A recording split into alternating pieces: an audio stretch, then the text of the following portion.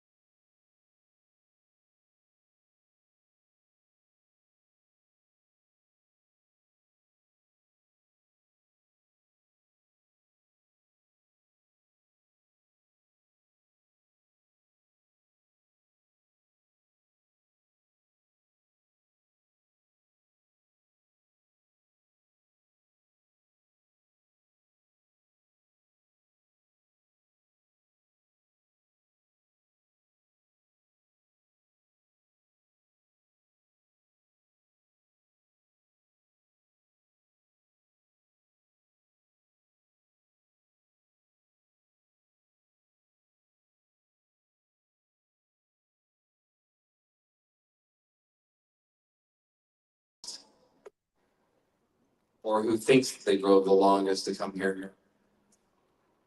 I came from Winfield, Winfield, where's that? 2 hours, give or take. 2 hours. What state? Here? Just other side of Alabama. Okay, so still in Alabama. You know what can beat that? People in Mississippi. Mississippi. We got one Mississippi over here. Two Mississippi. Two Not the Mississippi. furthest state. Sorry? Not the furthest state away, but still. A little farther than us. Who else? Over here? Does Mississippi win? That's it? That's where we think it is? Usually there's a fight. There's like 7 people. It's like, I'm from Germany. There was actually a guy here from Germany yesterday for the Christopher Lloyd presentation. Flew all the way over here to do it. If you could do me a favor, see that water bottle right over there? Go ahead and grab the top 2 for those, please.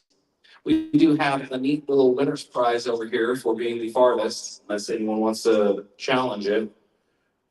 All right, why you get that surprise out? I'm gonna tag him out. I'm gonna tag in, right? It's about that time. So the person's actually been waiting. You know him best. I actually have a jacket on to represent what he actually voice acted, but he is one of the most legendary voice actors that has done a lot of characters that everybody here grew up on or watched or rewatched, right? But so when I say the word legendary, I need you guys to give a big hand clap, okay? So we're gonna try to preempt this thing first. Legendary. All right, without further ado, I would like to introduce or bring onto the stage legendary Phil Lee.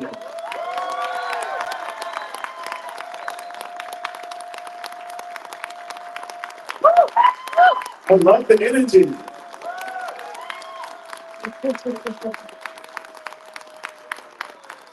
I love it. So you need to see him, guys? You're very welcome. Thank y'all for being here. Thank you for coming.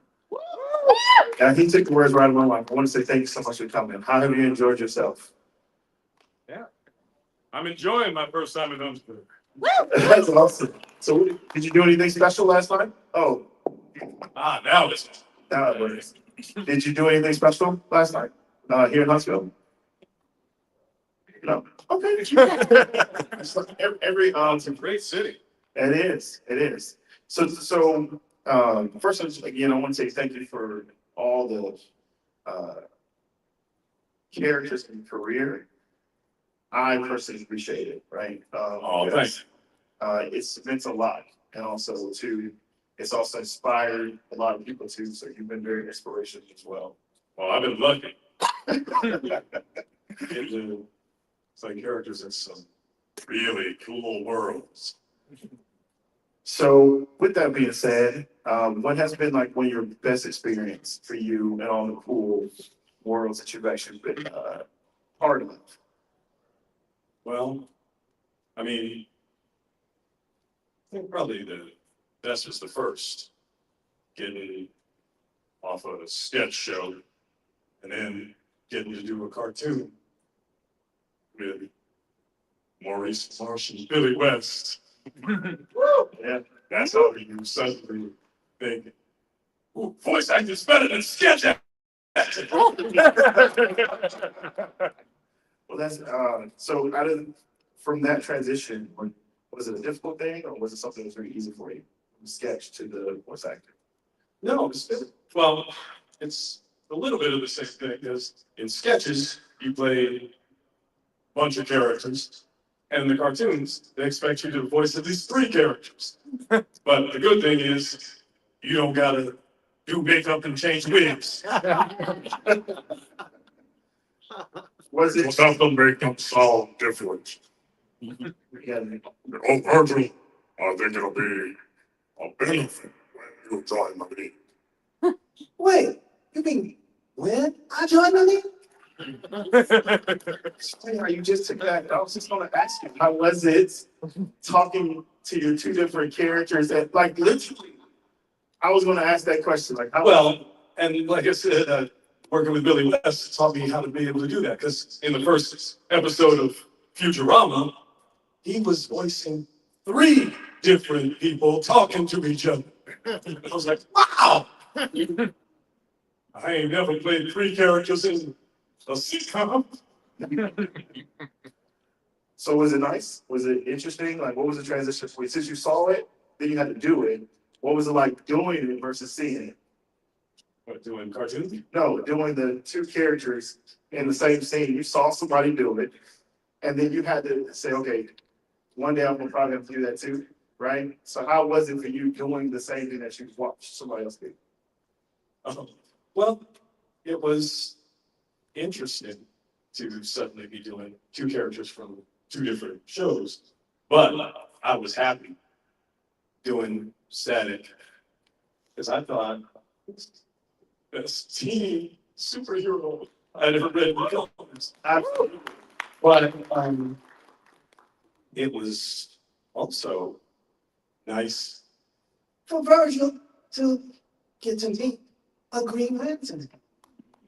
Well, and it was also a real pleasure when they did an episode where Static was fighting alongside Batman. And that meant I got to work alongside Kevin Conroy. Well, and also because Static and Batman were fighting the Joker, that was when I first got to meet Mark Hamill. I was a Star Wars fan, that made me really happy. That is absolutely amazing, by the way. So how was it? So what was the experience for you getting the role of Static, like Virgil? Like what was the call like? Audition? What was that for you? Well, it was just one of the auditions. Because the cartoons usually have a lot of auditions. They don't. All the auditions don't always get you a gig, but getting to work with the creators of Milestone Comics on TV was good because I'm a big comic book fan, and Dwayne McDuffie was a genius. He was. And so nice. And Dennis Cowan is incredible. That's awesome. So what's your favorite comic all time? Okay. Well, I was a big, Spider-Man fan, but I did DC and Marvel, X-Men, but also Batman, and well, I'm such a big Batman fan that one time at a Comic-Con after we did Justice League, I made sure to introduce Kevin Conroy, who I thought was made Batman sound the best. That definitely sounds better than the books I ever read. But at a Comic-Con, I made sure to introduce him to Neil Adams. Because to me, Neil's art of Batman made Batman as good as Kevin's voice of Batman. So you two need to work. You two need to meet each other. And I'm going to call you both Bruce Wayne. Although, the first time I met Neil Adams, I went up to him and said, Mr. Adams, thank you for your amazing artwork and also creating a character that I decades later, got to play in a cartoon. Because Neil created John Stewart, Green Lantern of Second 2814. Back in the 70s. And he told me so many great stories. Yeah. When they were pushing me about the name of the character. It's like, Neil, you're going to name him Green Lantern John Stewart? No, you give him, a blacker name, like Dwayne Washington. No, his name is John Stewart. That is amazing story. That is absolutely amazing story. So have you seen, how excited are you about seeing your character on the live action, right? What kind of kid are you? Oh, You had a chance to say, I pray someday, hopefully I get to meet Aaron Pierre, who's going to be playing John Stewart on camera. correct. And if I ever find someplace where I can go to meet him, I'm definitely going to ring him a ring. Yeah, I don't know if wardrobe is giving you one yet, but if not, you take this. What has been one of the coolest gifts that somebody's ever given you, being the characters you play? They said, here, I want to give this to you because you've been a monumental person to me. Because you have a ring, so I'm assuming that a lot of people give you a lot of different things. What's been one of the coolest things somebody's given you? Ooh, well, I love the artwork that people do. Sometimes people will do drawings of characters that they drew. I'm like, whoa, that's a great drawing of Samurai Jack. I'm definitely gonna text this to Kenny Tonikovsky. Although if you get to LA, he might hire you. You drew it well. That's pretty cool. That's pretty cool. So I don't want to take all my time. I do have more questions, but I'm not going to do that. I want you guys to actually have more questions because that's what you guys came to his panel to do, right? So we have a nice kind mic. Oh, there. If the other room is over there, oh, here's over there. So yeah, you can line up right there and shot fire answer questions. We have a good one. So we're not in a rush, but I definitely wanted to make sure you guys get a chance to ask your questions. Two, only two. Come on. You guys, I know you guys have a lot of different questions. Oh yeah, I'd love to hear your questions. Sorry, I don't want to get run over, so just give me a sec. All right, yeah, it's a great honor to meet you. My name's Travis. I'm a huge fan of the Metal Gear Solid series, and that's the first time I remember really seeing your name and being like, what a performance. Well, yeah, thank you. I was a big fan of Metal Gear 1 playing it. Right. And when I found out that this casting person who I had worked with on a cartoon was now casting this video game, I begged her, I said, can I come audition for it? Because I thought Metal Gear was so great. It was the way, actually back then, it was the only video game with actual acting. And it was the only one with your credits, where you could see your name in the game. And that has to be unreal, like to experience that. I mean, quick nerd out moment. Yeah, that really like shaped my view of geopolitics when it comes to nuclear proliferation and everything. So like, Hideo Kojima is a genius, which actually brings me to my question. Did you get to work with Hideo at all? And what was that experience like coming into that franchise, being able to give voice to Bam, who is this iconic character to so many people? Well, the creator came up. Well, it was interesting on Metal Gear because we always got to see the Japanese version. And they're like, okay, we're going to do the English version. Okay. So did he have the voice already ready for you, or did you just create that? Oh, yeah, no, I just came up with a voice. They said, well, I said, is he a vampire? It's like, well, I'm going to make him sound like he don't breathe. Thank you so much. Thank you. Thanks, Travis. Hello, my name is Nicholas Valera. One of my aspirations was to get into radio. What? Excuse me? Radio. He didn't English, so you said get in, and then One of my aspirations was to get into radio. Oh, radio. Okay. But now, first off, I just want to say that you, along with Grey Delisle, are probably one of the several voice actors that I grew up with hearing for like so many years, but never really realized what your names were. So it took until like later on for me to figure that out. But one question I've been wanting to ask you is, compared to where you got started in voice acting, how much would you say that the industry has changed over the years? Well,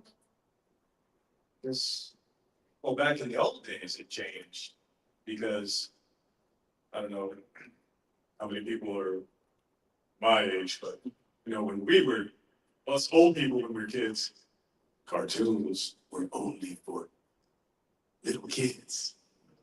But by the 90s, there were adults watching cartoons. And I think that was mostly thanks to my boss on Futurama, Matt Groening, making The Simpsons. That's pretty good. Thank you. Thanks, Nicholas. Thanks, Nicholas. Great question. Hi, Mr. LaMarr. My name is Jay. Thank you for being here. My question is, across all of the characters that you have done, which characters have the most you in them, and like where does the line begin to blur between character and Phil LaMarr? Oh, well, actually, I think the only character I did in just basically this voice, my voice, might have been the Avatar Earth King, because the great, amazing director, Andrea Romano, who I've worked with, she's just, he just sounds like you. And so, yeah. Thank you very much. Thank you. I mean, that doesn't look like me. Question, Jay. All right, hi. My name is Matthew. It's nice to meet you. So my question is, like, okay, first, sorry, I just want to say first, I grew up watching all your cartoons, most of your cartoons, but I never really knew who you were until like high school. So anyway, back to my question. So obviously you're known for all these roles like, you know, Samurai Jack, Stag Shot, getting your head blown off by John Travolta in Pulp Fiction. Are there any roles you've ever done, whether it be in cartoons, video games, whatever, that you think deserve more love? Well, it's funny you brought up Pulp Fiction. Because, I mean, back in the 90s, I hadn't done any big movies. But I got to do a improv comedy show with Quentin Tarantino. We had fun. Fun enough that he said, hey, you come audition for my next movie. And his script was so incredible. I told him, dude, you wrote this so amazing, you could print it in gold, not just paper. You're like the Shakespeare of movies. And that's how he wrote it so well. That's how we got so many big name stars to come in on a pretty low budget movie, but it did well. And it was such a great experience playing on that. I mean, the crew on the movie set was happy with him. And I've noticed that even though, you know, doing cartoons is a different kind of acting, but when you get to work with great writer creators, you know, as good as Quentin, people like Matt Groening and Seth MacFarlane, Bruce Timm, that's as good as being on Pulp Fiction. All right, cool, thank you. Great question. All people problem. Hey, my name is Rembrandt. Rembrandt Lee. I was first more of a state background. I was born and raised in the Caribbean, so of course I love you and Futurama. Yeah, I know. My American English has been Americanized, and I'm going to show you something. I've been born and raised in the Caribbean. Imagine meeting on the phone for the first time. So of course, big fan of you at the Futurama. Yeah, I know. The white face tray apart. Just, you know, every single word let me change up. Every single word let me change up. But is it too much to ask to hear you do Hermes for Futurama? When push comes to shove, you got to do what you love, even if it's not a good idea.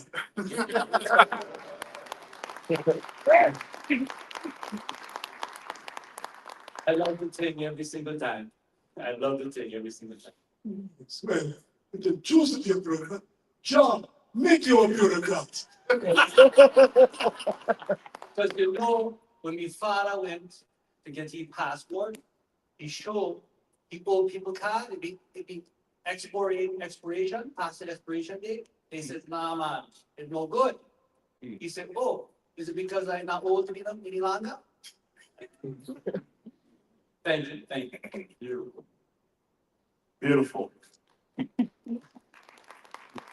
Thank you for coming to Expo. Thank you for wearing that shirt. Oh, long time. Makes it the brightest thing. My name's Randy. I was wondering, to get the timing when you're doing voice acting, is it recorded in real time or are they separate tracks? Are you responding to somebody else's track that's recorded at other time? Or are you actually in the same mood doing it real time? Well, originally, we would be all together. And so you'd be performing scenes with people. Of course, we're all just acting through our mouths. But for some reason, I guess maybe since pandemic, when a lot of offices shut down and they just had people say, build yourself a recording studio at your house and then we'll just connect you on Zoom. But nowadays, most of the time, you don't get to record with people, which, well, I mean, I still enjoy getting to be a part of Invincible, but I was praying I might get to sit next to J.K. Simmons. Thank you, Phil. Thank you. That's also a great question. Hey, I'm Philip Sibley. I'm very glad you came because Samurai Jack is my absolute favorite. And out of curiosity, after the 4th season, why was it discontinued and it took approximately 12 years to finish? Oh, well, I guess maybe not a lot of people know, but the reason why Samurai Jack stopped going actually was because of something good. And, well, years later, it became a benefit to me. Because what happened was George Lucas decided he wanted to do some animated Star Wars. And he went to Cartoon Network and said, hey, you know, that guy who does Samurai Jack is pretty good. Have him do it. And so they told Gendy Tartakovsky, stop doing Samurai Jack, start making some Star Wars cartoons. And he started Clone Wars, doing these 5-minute episodes. But then later, you know, Dave Filoni came in and they started making, you know, not just drawn in animation, and longer episodes. So good that George finally put it in a movie theater. Well, I'm glad that after all those years of waiting, unexpectedly, when they made the 5th and final season, it got me back into liking Samurai Jack, thankfully. And as a kid, I barely remember watching Mad TV.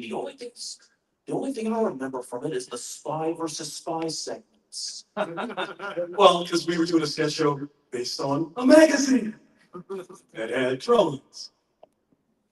Although we did do a very small handful of comic book or superhero type sketches, not many, but it was a real pleasure for me to get to do a Black Justice League sketch with Devin Wilson and Pam Grier. And my inspiration is to be a voice actor. I mean, you're one of my inspirations, along with your friend Jason Marsden and Jim Cummings and Rob Paulson, Maurice LaMarche, countless others.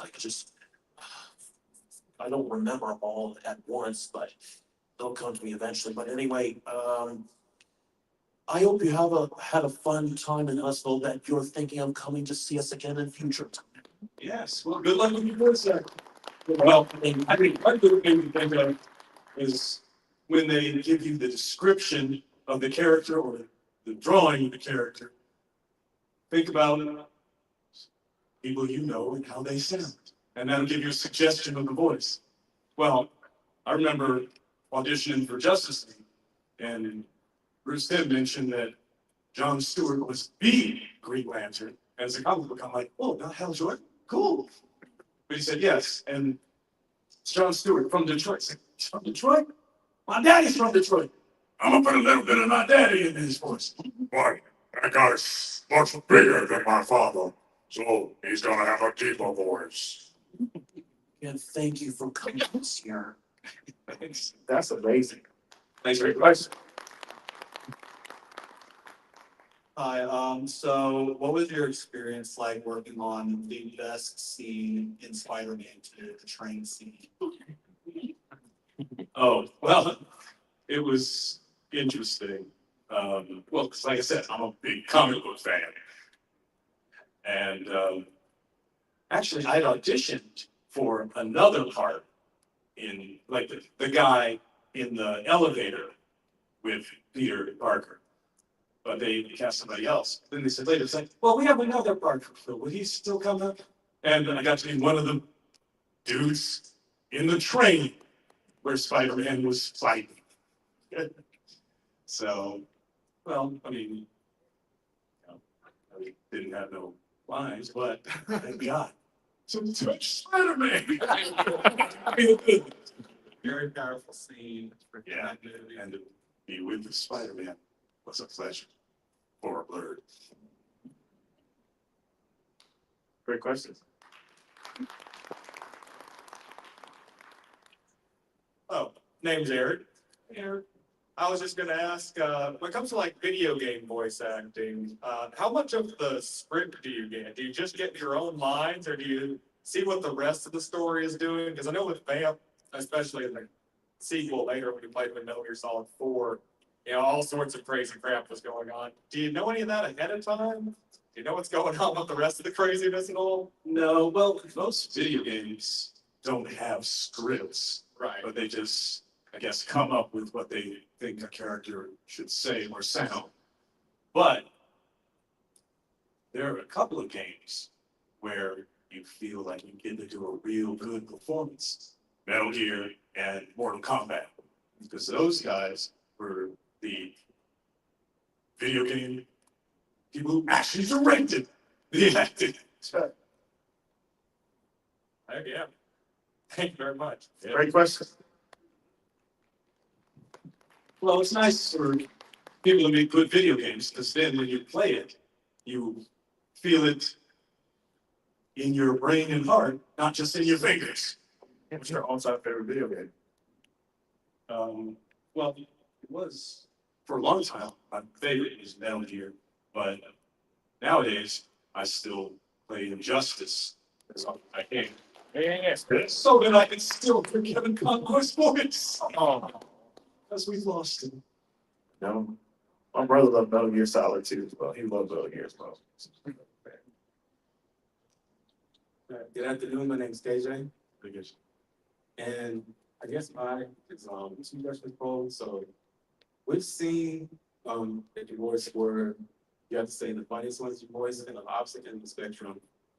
What scenes you voiced where you actually had to dig into emotions that kind of had got you a little emotional, or where you had to really voice emotional scenes? Ooh,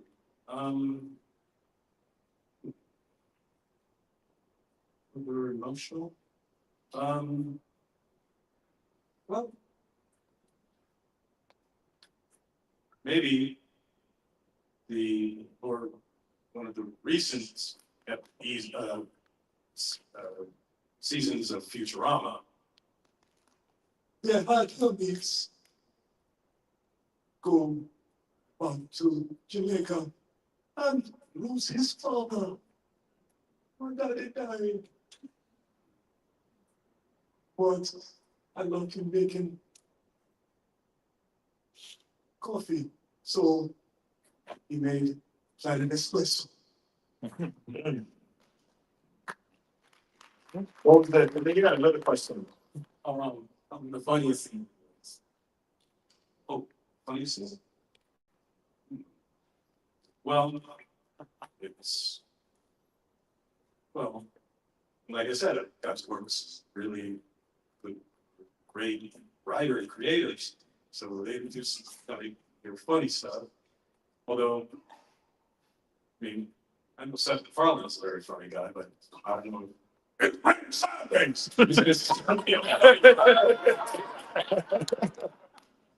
So, question for you for the next week.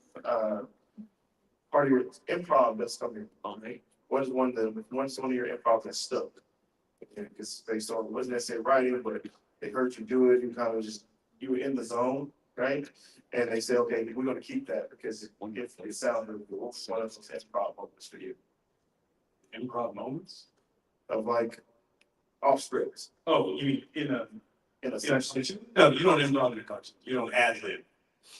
Well, I guess maybe if I didn't work with as many great writers, they might need me to make up some lines. But, like on Futurama, we have a writing staff full of Harvard grads. No, All you gotta do is say what they wrote. understand? Thank you, great question. I'm Aisha, and this is sorry. Hey, thank y'all for coming. Thank you. Which she had a question, but she kind of got a little shy, so I asked it for her. And I'm nervous too with you. Thank you. She wanted to know what your favorite character voice was. Ooh. Well, actually, I have a handful of favorites. Although I think back in the old days, because I was a comic book fan, it was getting to voice two superheroes, Green Lantern and the teenage guy. Hey, Static, I'll put a shock to your system. Those were both things. Although, because I was a big fan of Star Wars when it came out when I was 10, getting to voice a Jedi makes me very happy. It's useful.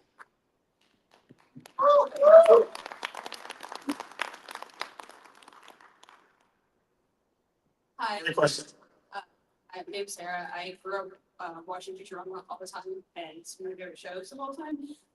As you said, it's like such a great comedy. It's just really well written, and within that, I think Hermes has some of the best one-liners. And I was just curious if there's like any specific line that stuck out to you. It was like, this is super funny, and like this is just my favorite line ever. Oh, it's so funny for a bureaucrat to talk about what he's eating. My manwich! Thank you. Awesome. You are sweet son of some bitch. I was a big fan of Matt TV, and you did some awesome celebrity impressions. I remember Pink Prince, Michael Jackson. Did you have a favorite celebrity that you liked to impersonate back then? No, it wasn't about favorites. It was just whatever sketch idea they came up with. Actually, I don't even think I told them that I had done, back in my improv group called the Groundlings, I had done a sketch playing Michael Jackson on stage. I told them about the UPS guy sketch and the character. But back in the old days, we did a sketch of Michael Jackson, Brooke Shields, and I played Michael Jackson and Jennifer Coolidge. Brooke. Yeah. Thank you. And I'm also a bureaucrat by profession, so I heard me. So I'm like, I want to move it that way. Thank you. I hope you're, That's awesome. Great question. hope you're a level 36 bureaucrat.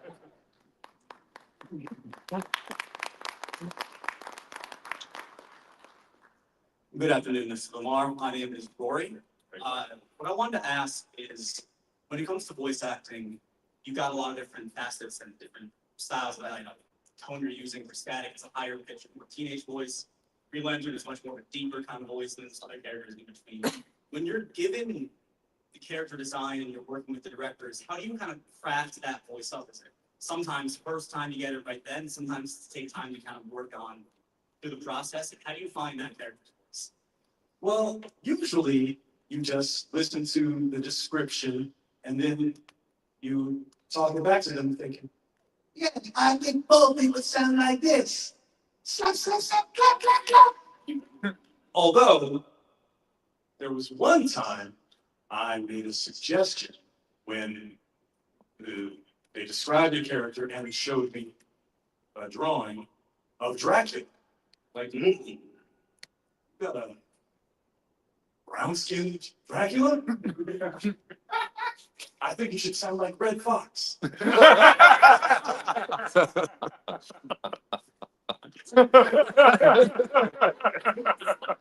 Sorry, can I hear that maybe just for reference?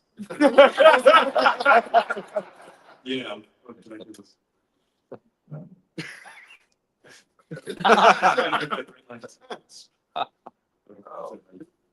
Dracula like names. Yes. I don't suck. I swing and lick.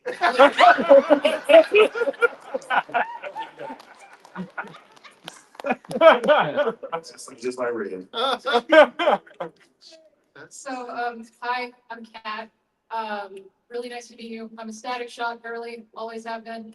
But I kind of got thrown into voice acting through a radio internship, and the more I do it, the more I'm realizing that it's something I'm really interested in and want to pursue. What is the professional audition process like? Does auditions scare me? Ooh. Well, I know you're good on the mic with your radio background. Well, back in the old days, to get into voice acting, usually what you have to do is go to some studio and pay a lot of money to get a recording of you doing a bunch of voices and then send that to an agency and hope they like it, sign you up.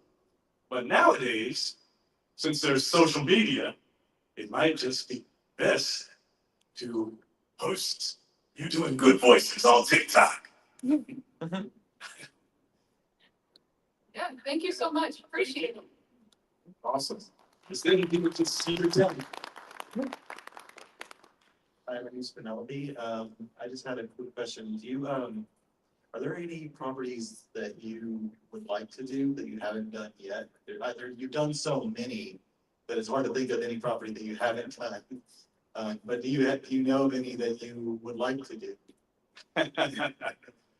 Well, I guess maybe in the old days, because I was a big fan, I would have wanted to be the voice of Batman.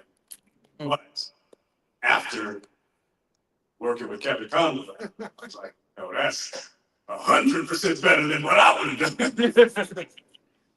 And nowadays, I don't think I could do a Kevin Conroy impression. Awesome, great question. So do we have, anybody else has a question for me? Oh, got another taker. You've done several video game voices. Have you ever played any of those games? Yeah, like I said, I was a great fan of playing Metal Gear, even before I got to be in it. Yeah, and I like Injustice and Mortal Kombat. And what was your inspiration for Static?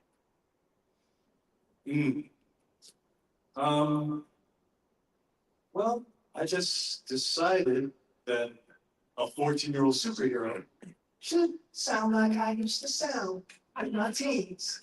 My name is Courtney. Thank you, Phil. Thank you, Courtney. So, Courtney answered a good question. Then I'm gonna have you to give you another one. Think about that, because I kind of lost my train of thought. Go ahead, man. I lost it. I was just wondering if, when you're doing a filming session, doing the deep booming voices, does that strain you at all over a longer session? Or, you're Like the voices on camera work? when you're doing kind of a cartoon recording session or something, they tend to have more of an extreme vocal range, I guess.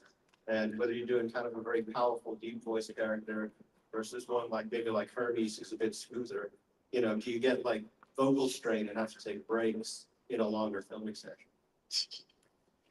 Well, no, because you figure out the voice before the session. Like when you audition, you work with the producer and try to come up with a thing that sounds like they think the character will sound. And so you come back into the booth.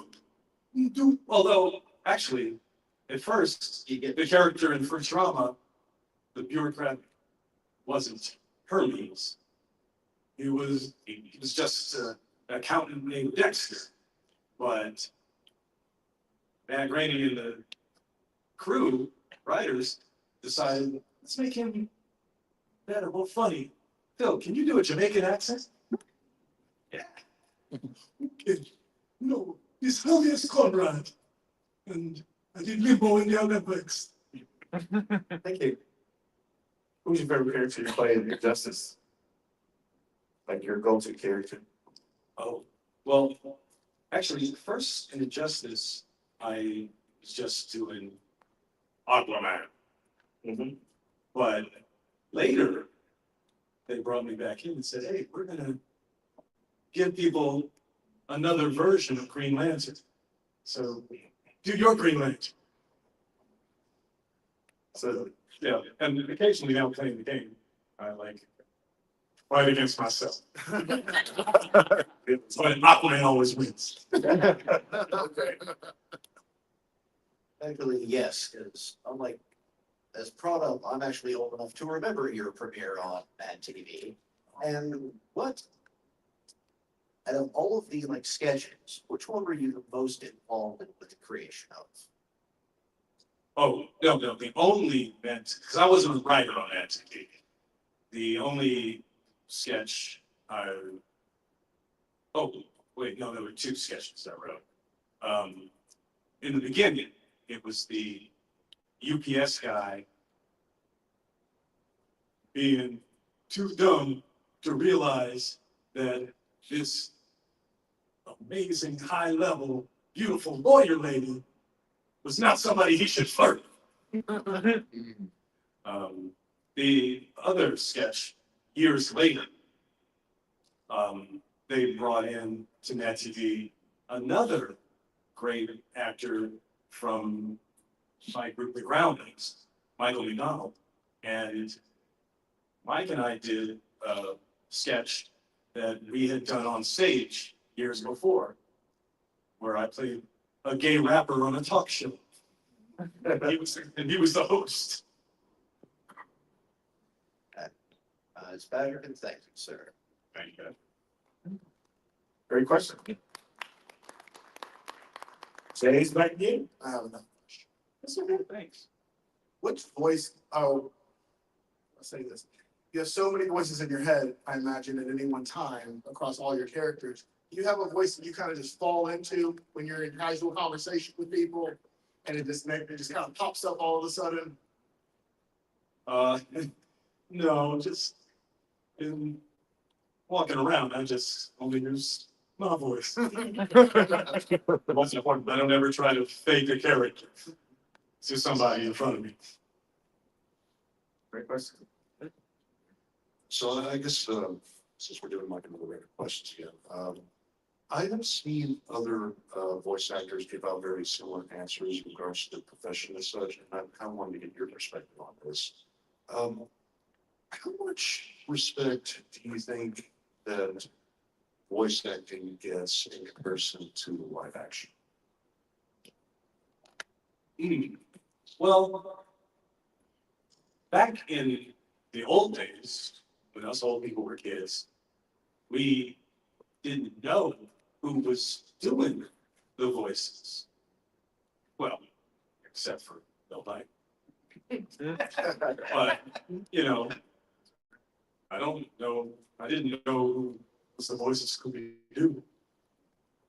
But nowadays, maybe it's because of the internet, people get to recognize us from the cartoon characters we voice. And That's great because for on-camera work, you would get recognized because people were seeing your face. Yeah, I guess it's kind of the thing too, because like going back to that thing I said earlier about like you and several other voice actors, I didn't really quite know your names. It's like I was a kid, like I didn't really think much about it growing up, but like since I've been getting older, I mean, I've been trying to take it upon myself to at least know the names of some people.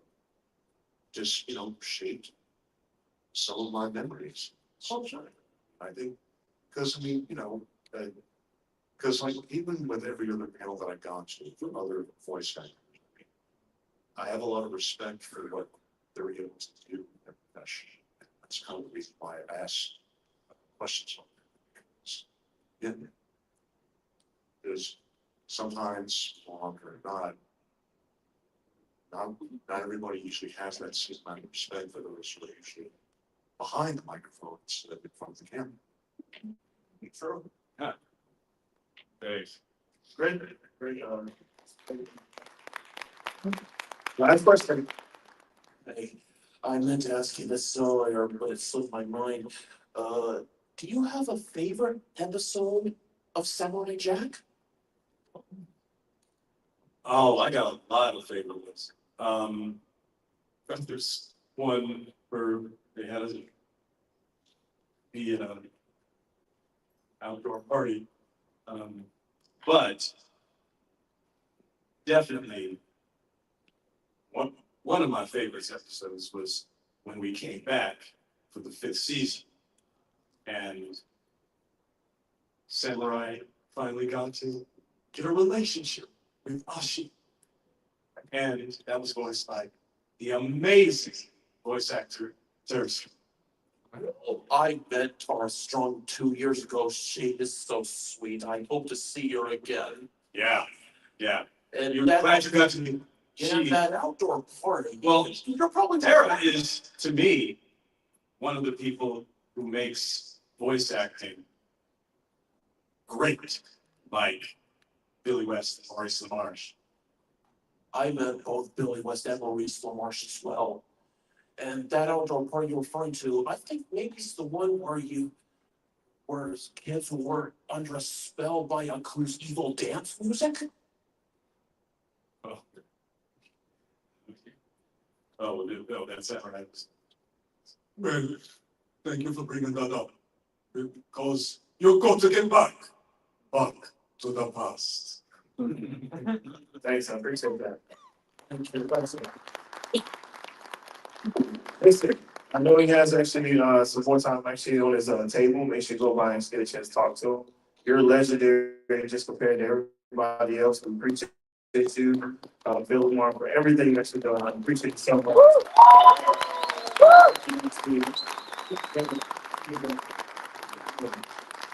Thank you. Appreciate it. You guys have a great day. Thank you. So we'll give a hand clap.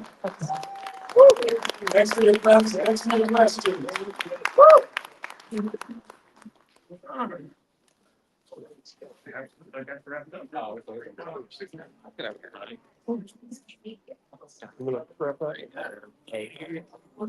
Get your camera and your phone on the. I know, that's why I said you. Yeah.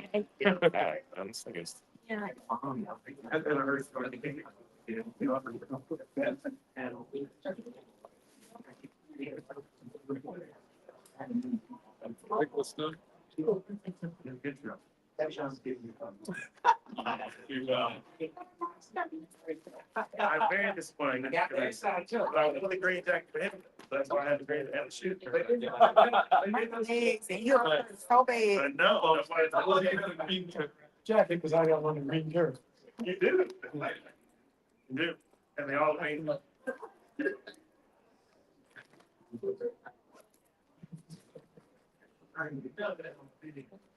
a little upset about that. Well, thank you. You're very welcome. Thank you.